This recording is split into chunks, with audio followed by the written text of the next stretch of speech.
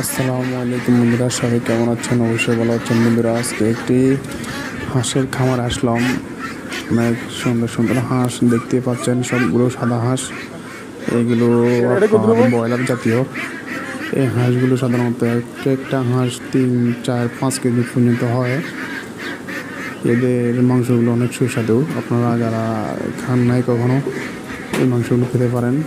এগুলো অনেক সুস্বাদু, তবে একটু হাইব্রিড জাতীয় হাঁস।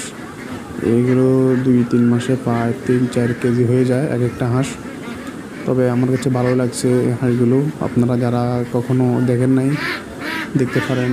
এই হাঁসগুলো অনেক সুন্দর। এগুলোর গঠন অনেক সুন্দর বা আকৃতি অনেক সুন্দর।